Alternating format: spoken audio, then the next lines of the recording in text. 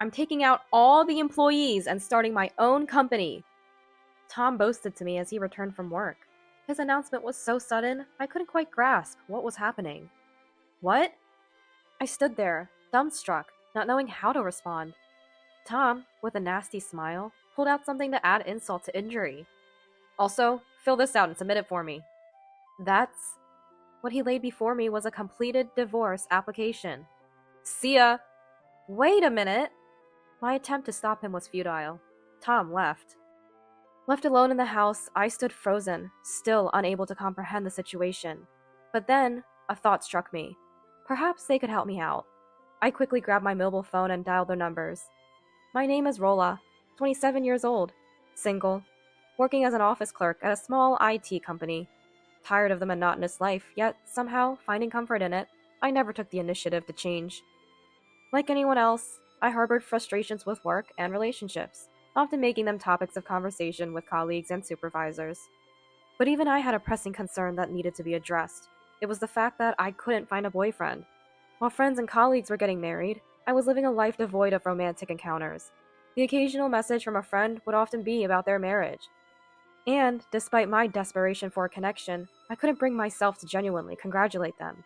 Even when I wanted to take action, my feet wouldn't move. I thought maybe the right person would come along naturally.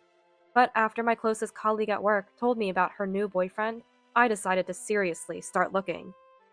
The first thing I tried was a dating app. I installed an app with relatively good reviews, set up my profile and photos, and started chatting with men. But I couldn't find a good match and ended up feeling defeated. Then, I attended a few matchmaking parties, but couldn't find anyone to connect with. Even when I did match with someone, the relationship didn't last. On one hand, I was in a rush. On the other, I feared I might never get married. I decided that if I didn't meet someone nice at the next party, I would stop looking for a while. But at the next event, I met Tom, who would become my husband. Tom seemed like a kind man at first sight. His voice, his expression, everything about him was gentle, and he was a good conversationalist. What do you do for a living, Rolla? I'm in administration. Oh, really? That's impressive. I'm terrible with detailed work. I could never do office work. It was the first time someone had praised my job, and it made me feel unexpectedly happy. I tried to learn more about Tom, but I was quickly swept up in his charm. He kept complimenting me. I wondered if it was just because he wanted to make a good impression, but I didn't mind being praised. I'm a simple person after all. I found myself becoming more aware of Tom, wanting to talk more, and, if possible, wanting more beyond that. That's how I began to feel. I guess Tom felt the same because we matched, and after the party, we decided to go out for drinks. I'm so happy to be talking with you like this, Rolla. Me too. The alcohol flowed, and the atmosphere was great. There was no longer an option for this to be a one-time thing. When shall we go out next? Let me check my schedule.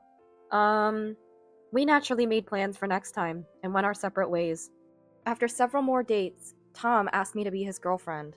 I had no reason to refuse, and happily agreed. 2 years later, Tom proposed. I was thrilled. Finally, I was getting married. I accepted his proposal and became Tom's wife. I was looking forward to a life with my beloved Tom. Just thinking about it made my heart swell with excitement. But little did I know, I would later regret accepting Tom's proposal. We informed our families and had our wedding, and the busy time passed. Tom's parents were as kind and reliable as he was. Are your parents far away, Rolla? Then you can't rely on them quickly if something happens. Yeah, that's true. When I mentioned my parents lived far away, they said, "If you ever need help, talk to us. We'll do whatever we can to support you." They said, "Tell us anything." Although I had gotten used to my parents being far away, it wasn't without its worries. I felt relieved and happy that my in-laws were supportive. With kind and reliable in-laws and my beloved Tom, I felt surrounded by wonderful people. A few weeks into our married life, it was just as happy as I had imagined with Tom. After quitting my job due to our marriage, I spent weekdays doing housework and waiting for Tom to come home. On weekends, we would go out together or relax by watching TV. Hey, I'm off tomorrow. Want to go somewhere? Let's go to the shopping mall. Great idea. Maybe we can stop by the bookstore nearby. Planning our future activities with Tom was enjoyable. We didn't have children. We had discussed it before marriage and ultimately decided not to have any. My age, physical strength, financial concerns. There were many reasons, but the main one was wanting to live a relaxed life, just the two of us. Seeing happy children in crowded places like shopping malls or on friends' social media sometimes made me envious. But I always thought there was no happier life than the one I had with Tom, unchanged. Then one day, something Tom said changed my life significantly. I want to start a business.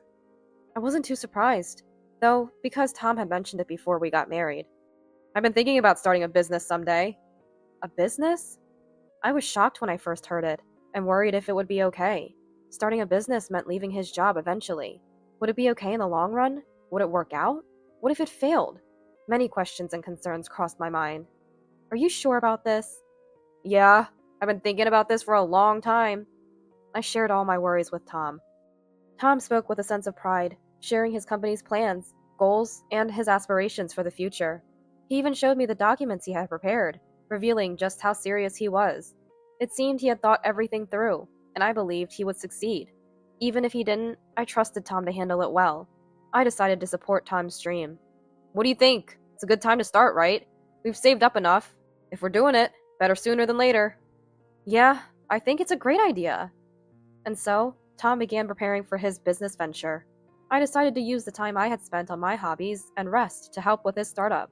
Everything was for Tom. Even my in-laws knew about his plans and came over to help us. Were you surprised when he said he wanted to start a business? He probably just blurted it out suddenly. I was surprised, but he explained his goals and plans well, so I thought it would be okay. Thank you for trusting our son. Lucy smiled kindly.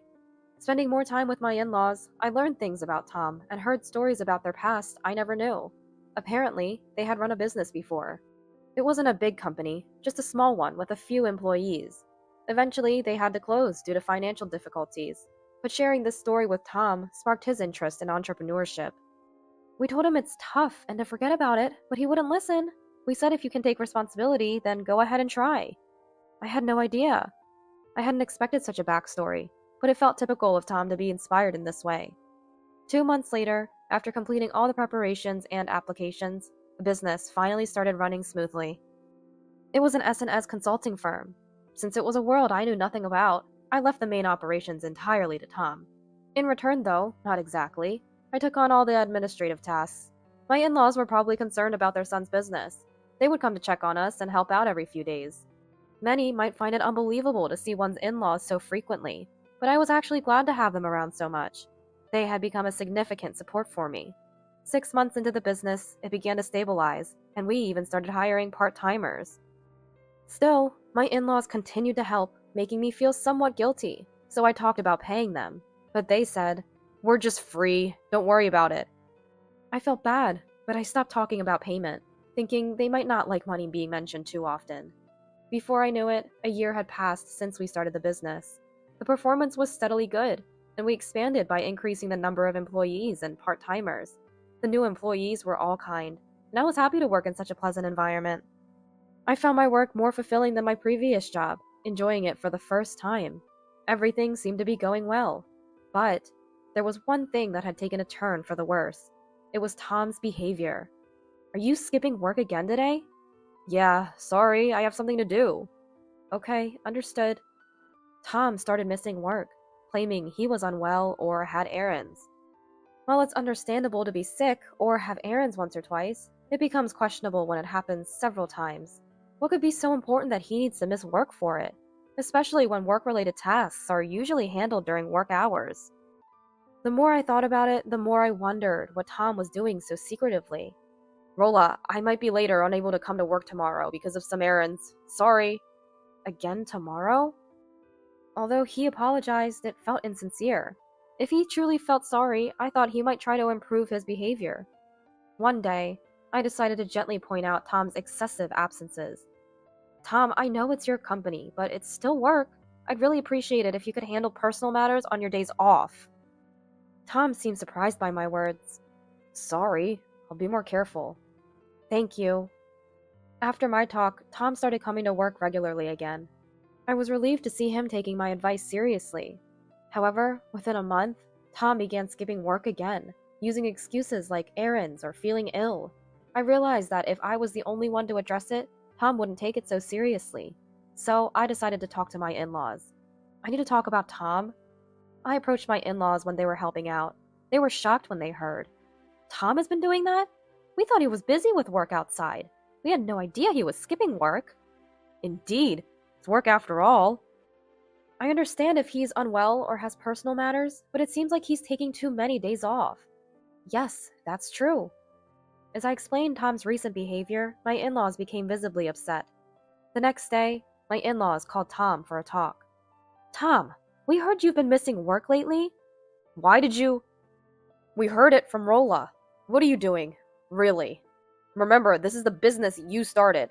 Don't rely too much on others and take responsibility. We don't want to say this, but don't end up closing down like we did, regretting it later. Tom seemed shocked to be called out by his parents and was somewhat distracted. Are you listening? Yeah, sorry, I am. Really, stop causing trouble for others. If you have genuine reasons, explain them in detail. Understand? I understand. Tom seemed annoyed as he reluctantly accepted Mike's words. I had never seen Tom like this before. As I looked at him, puzzled, Tom asked me irritably, What? Sorry, it's nothing. Oh, okay. Tom said that and left the room. Even my in-laws had never seen Tom act this way, and were whispering to each other. Maybe he was just tired. Lately, Tom had been taking days off work, saying he had errands, and always returning home late at night. I was curious about what these errands were, but every time I tried to ask, he evaded the question. What was he hiding from me? That night, feeling a bit guilty for pressing the issue, I decided to ask Tom directly. Hey, what's been going on lately? You take days off for errands and always come back late. Are you hiding something? We're married. You don't need to hide things. I thought, given everything, he would talk to me honestly. However, Tom glared at me and said sharply, Rolla, it's none of your business. I don't need to tell you. But it doesn't concern you if I say it doesn't. The discussion is over. Got it? Wait, just a minute. I'll stop slacking off at work. That should be enough, right? Stop nagging. With that, he left me standing there. Nagging, huh? His words hurt me deeply. It was the first time Tom had spoken to me so harshly. In shock, I thought maybe I should have just observed a little longer. Yet, I also felt he needed to be responsible for his work. But if I pointed it out again, he would probably call me nagging. I was at a loss about how to interact with Tom. Since the day my in-laws talked to him, Tom's attitude toward me had changed drastically. He began showing up for work without any more excuses of errands or illness, but he started looking at me with disgust. He would ignore me when I spoke to him. And even in private, he seemed irritated by my presence. Hey Tom, about today's work? Don't ignore me. Did I do something wrong? Nothing in particular. What was Tom thinking? Had he started to dislike me? No matter how much I pondered, I couldn't find an answer. But what was it that Tom was hiding? What he thought about? The day when I would find out everything was coming. Unusually, Tom didn't work overtime and came home early that day. He seemed happy, almost relieved. That was the expression on his face. When I got home from work, Tom was unusually sitting on the living room sofa. That's rare, I said, surprised, as he had been cooped up in his room lately. Then Tom turned to me with a nasty smile and said, You're back. I have something to talk about. What's going on? Tom kept his eyes on me and confidently announced, I'm taking all the employees and starting my own company. What? I didn't understand what he was saying. But Tom, amused by my shock, continued. Oh, and write this too. He pulled out a completed divorce application from the chest. I've got a new woman, so write this. Wait, what do you mean? It means exactly what I said. She's so much better than you. Really glad I met her. I couldn't comprehend what was being said. Starting his own company? Divorce? Everything was happening too fast. Then, make sure to submit that divorce application. See ya. Ignoring my dazed state, Tom left the house. I was left alone in the silent room. In front of me was the completed divorce application. The suddenness of everything made it hard for me to process. What should I do? What's the right course of action now? I couldn't find an answer. But then, I thought of someone who might help. My in-laws. They hadn't come to the office today, but they should be at home. Shaking, I took out my mobile phone and called them. Hello? After a few rings, Lucy's gentle voice came through. Lucy?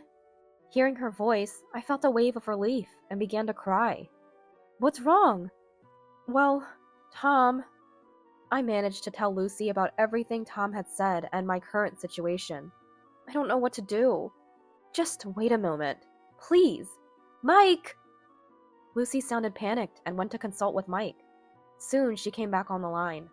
Wait at home for us. Mike and I will come over. We should talk face to face. Is that okay?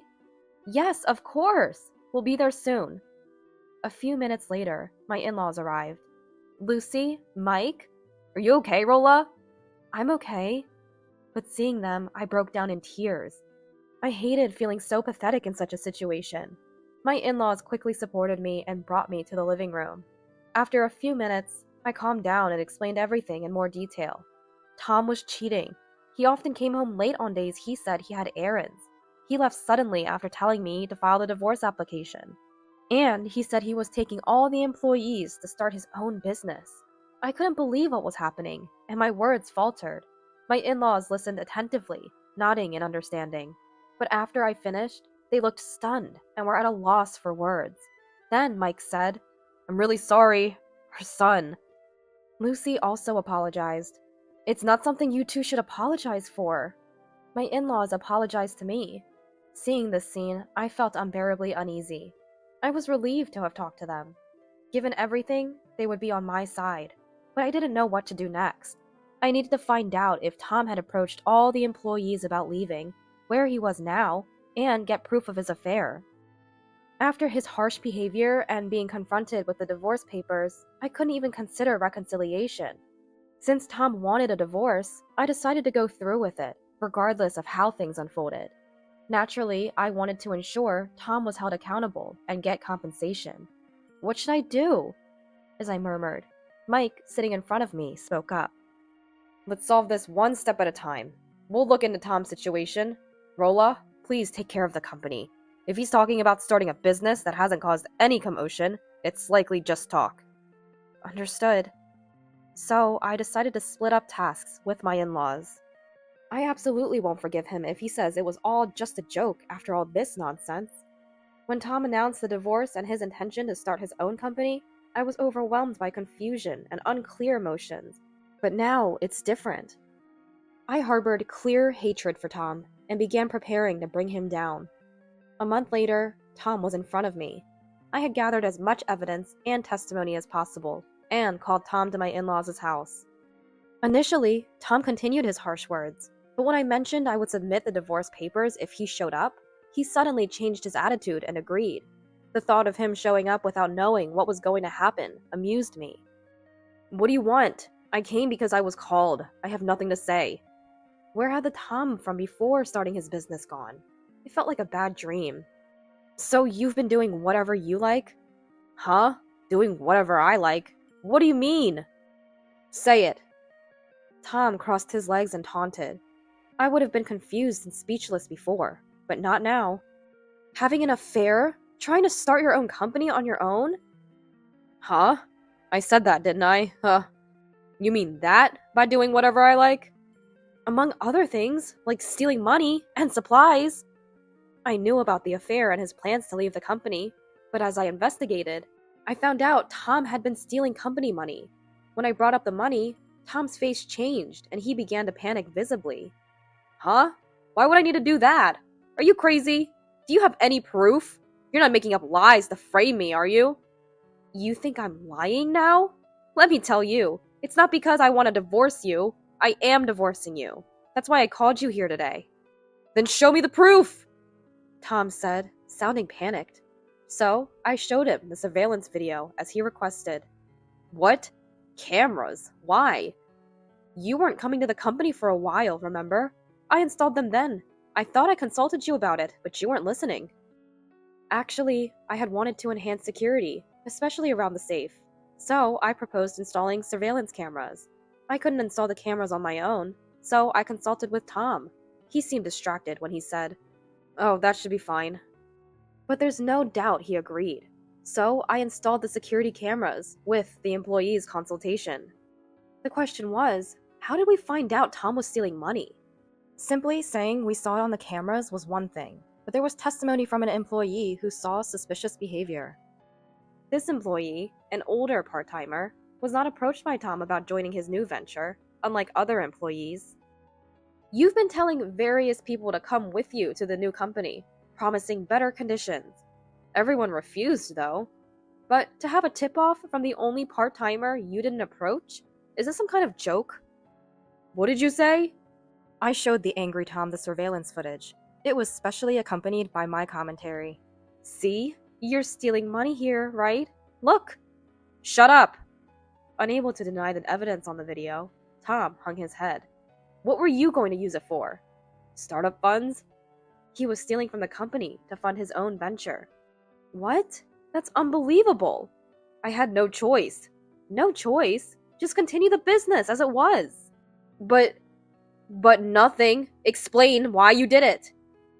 Mike had been silent until now, but probably frustrated with Tom's evasiveness. He finally spoke up. Then, Tom, trembling, began to explain why he wanted to start a business. It turned out to be because of his affair partner. Tom had met her at a bar after work. She was consulting people who wanted to start their own businesses, like Tom. As their relationship progressed, he began thinking about starting a new venture with her. It was harder than I thought to start a business. So why did you suddenly decide to start a new business? It all seems very suspicious. I thought it would work out with that woman. His patheticness was overwhelming. A person who gives up so easily wouldn't succeed in a new venture. And he was a man who would steal money for his independence. He could cause even bigger problems in the future. You're incredibly selfish. Were you with your mistress when you said you had errands and didn't come to work? Yes. At this point, I just wanted to get compensation and get rid of him. My in-laws seemed more disgusted than angry. About the compensation for the affair? As soon as I started talking about compensation, Tom, who had been hanging his head, suddenly looked up at me and said something too late. Hey, Rolla, can we start over? I'll break up with her. I'll give up on the business idea. Let's start from scratch. Just the two of us. Seriously? He's suggesting starting over? Is he sane?